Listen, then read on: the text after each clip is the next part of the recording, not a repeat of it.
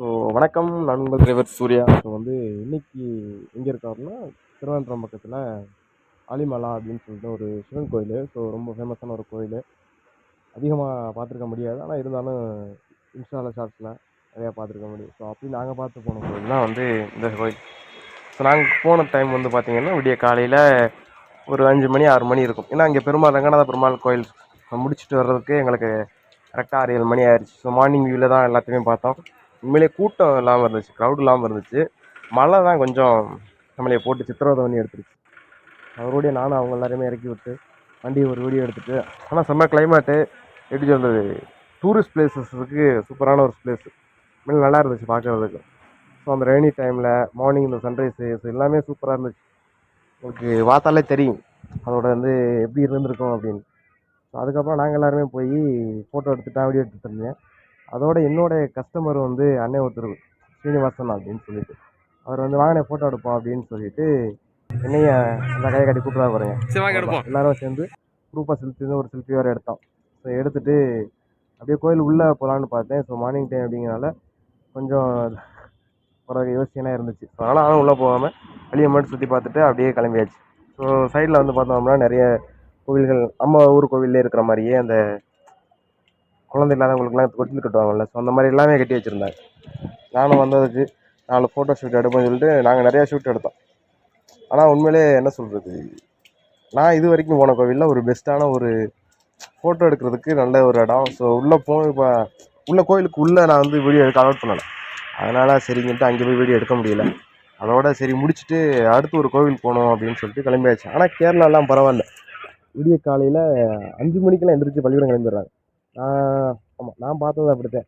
காலேஜில் இந்த கோவிலுக்கு உள்ளே போகிறதுக்கு முன்னாடியே கட் பண்ணி பார்த்தா சைடில் ஃபுல்லாக college students, school students, so எல்லாருமே நின்றுட்டு இருந்தாங்க. பரவாயில்ல அப்படின்னு சொல்லிட்டு நம்மளும். ஆனால் அந்த ரோடு பார்த்தீங்கன்னா ஒரு வண்டி தான் போகும், அதுலேயும் 2 வண்டி வருது. இப்போ ஆப்போசிட்டில் ஒரு ஆள் முட்டி தூக்கி வரும், அந்த மாதிரியே தான்.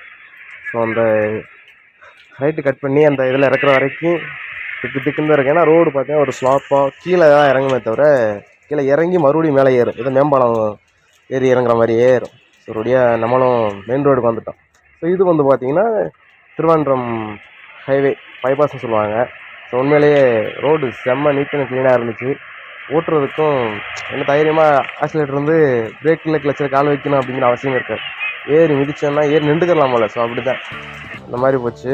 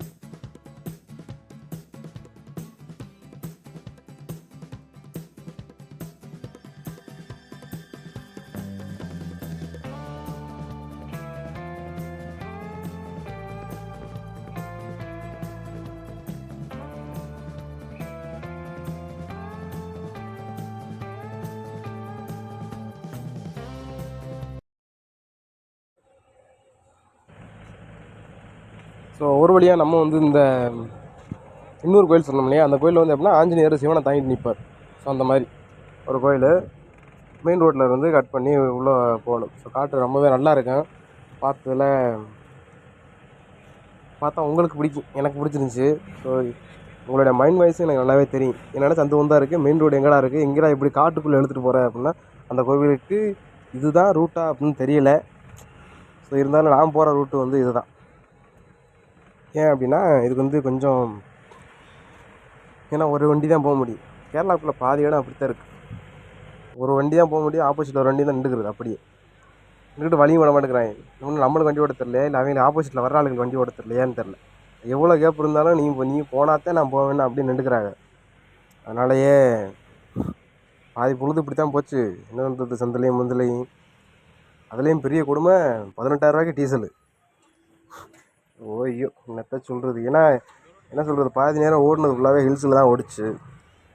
அதுவும் இல்லாமல் சபரிமலை பயணம் அப்படின்னாலே அடுத்தடுத்த கோவிலை டைமிங்குள்ளே கொண்டு போய் பார்க்க விடணும். அது ஒரு பாயிண்ட்டு. அதனாலே வந்து வண்டியோட வேகத்தையும் குறைக்காமல் அவங்களையும் சங்கடத்துக்கு உள்ளாக்காமல் ஒவ்வொரு கோயிலையும் காட்ட வேண்டிய ஒரு கட்டாயத்தில் தான் டூரிஸ்ட் ட்ரிப் வந்து ஓடிக்கிட்டு இருக்குது. அதுவும் சபரிமலை பயணம் எனக்கு வந்து 2வது பயணமாக. மொதல் பயணம் வந்து அவ்வளோவா எங்கிட்ட வெளியே போகலை. டேரெக்டாக கோயிலேருந்து அடுத்த 2-3 இடங்கள் பார்த்தா அதோட திருப்பி வந்துட்டான். இந்த கோவில் ட்ரிப்பு வந்து பார்த்தே ஆகணும் அப்படிங்கிற மாதிரியா ஆயிடுச்சு. ஸோ ஒரு வழியாக நம்ம பார்த்து அந்த கோவிலுமே வந்துருச்சு. ஸோ இதுதான் என்ட்ரன்ஸு. ஸோ பாருங்கள், முன்னாடியே கொஞ்சம் நல்லாயிருக்கும். நான் போன டைமில் வந்து 2-3 புதுசாக கல்யாணமானவங்க வந்து ஃபோட்டோ எடுத்துகிட்டு இருந்தாங்க. உங்களுக்கு பார்த்தாலே தெரியும். ஆனால் முகச்சியை பார்த்தீங்கன்னா புதுசாக கல்யாணம் ஆன மாதிரி தெரியாது. இவங்களுக்கு ஒரு 30, அவங்களுக்கு ஒரு 45 இருக்கும். அந்த மாதிரி தான் இருந்துச்சு. சரி அதெல்லாம் பார்த்து நம்ம எதுக்கணும் அப்படின்னு சொல்லி சிரிச்சிட்டு நம்மளோட பார்க்கிங் ஸ்பேஸுக்கு வந்தேன். ஸோ இடத்தையுமே பாருங்களேன், ரொம்ப சூப்பராக இருக்கும்.